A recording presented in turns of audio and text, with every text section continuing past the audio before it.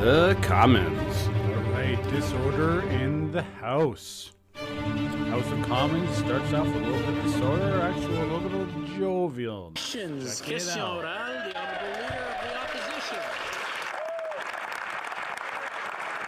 Speaker, the Prime Minister was a teacher before he got elected, and he has taught protesters a valuable lesson. They can hold illegal blockades, bring our...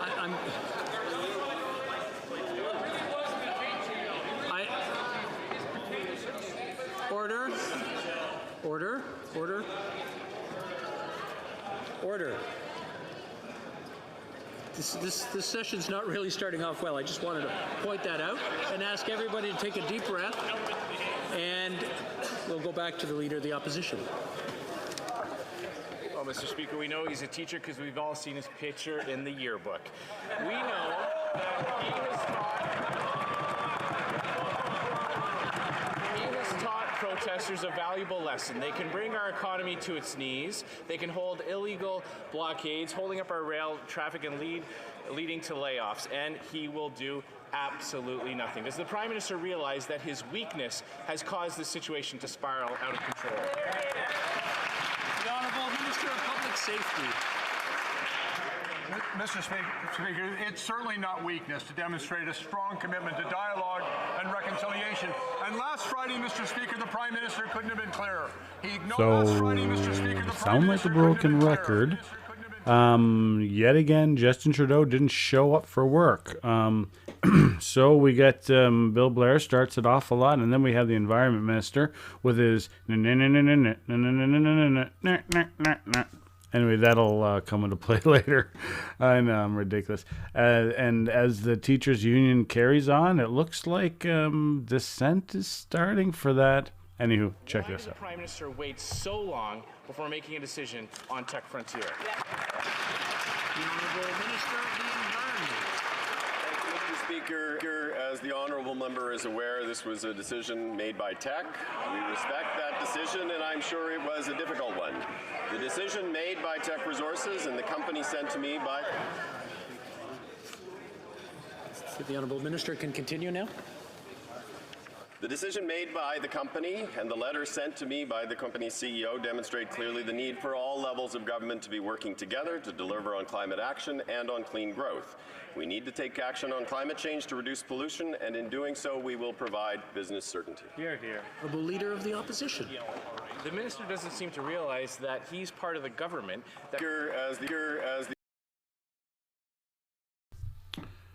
Okay, so next, again, this is the single focus mining by the Conservatives today, which I'd like to focus. Check out Detala. Mr. Speaker, the government talks over and over again about reconciliation with First Nations. The best reconciliation possible is to work hand in hand with First Nations. But unfortunately, because of this government's inertia, 14 First Nations in Alberta today will have nothing because the Tech Frontier project no longer exists. For 9 months, the Liberal government did everything it could to hinder this project, which resulted in these 14 First Nations having nothing. Why did it drag on this decision for 9 months? The Honourable Minister of the Environment. Mr. Speaker, this was a decision that was made by Tech. We respect their decision, and I'm sure that it was not an easy decision to make. The decision made by Tech... MP Deltel has the evil eye, doesn't he? And yet again, Trudeau is a no-show prime minister. It's awful. And then he gives his PMs these talking points, and these guys are chained to this piece of paper, and it must be hard to be an MP in his cabinet. Hope that soon Again, here, all talking those trains will point. be running throughout Canada. Or Chilliwack Hope. The Prime Minister's weakness has emboldened those who continue to illegally blockade our ports, roads and railways. The Prime Minister is also blocking investment in this country by cancelling approved projects and creating insurmountable political uncertainty for others. hundreds of billions of dollars and hundreds of thousands of jobs right across the country have been lost as a direct result of his weak leadership. When will the Prime Minister finally stand up to the anti-energy activists in his own caucus, stand up to those blockading our economy, and stand up for Canadian jobs? The Honourable Parliamentary Secretary to the Minister of Natural Resources. Thank you, Mr. Speaker. Our government has been steadfast in its support for the hardworking men and women in our oil and gas sector. It's why we approved the Line 3 replacement project and why we always supported Keystone XL, where construction will soon begin in the U.S. Let's remember, there are thousands of good, well-paying jobs that have been created in Alberta and BC because we did the hard work to get TMX right. We believe in the workers in this sector. We believe in their families. We have their backs. That's what we should do. The Honourable Member for Chilliwack Hope. The Prime Minister's weak leadership is also failing Indigenous communities. When he killed the Northern Gateway pipeline, he stole a 33% equity stake and $2 billion in economic benefits from Northern Indigenous communities. When the Tech Frontier mine was cancelled because of the political uncertainty he created, the Prime Minister tore economic hope out of the hands of the 14 Indigenous communities who had signed agreements in place. How does it advance the cause of reconciliation when the Prime Minister does everything that he can to keep Northern Indigenous communities in poverty forever? The Honourable Minister of the Environment. Mr. Speaker, as I said earlier, this was a decision taken by the company. We respect that decision. I'm sure it was a Speaker.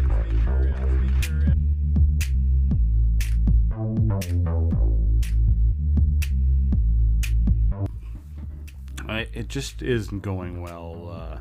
The Liberals, over and over, they have no solution, and they've chosen to give the city the side. I say 1 billion trees. Let's have all these people that are protesting. I agree. I concur. It's plant the 1 billion trees or 1 trillion, whatever it takes for them to give them about 3-4 years worth of work. They'll feel better in the downtown cores, not in rural Canada. It's something that needs to be focused on. Well, leave your comments down below. Safe Space Cafe. Have a good day.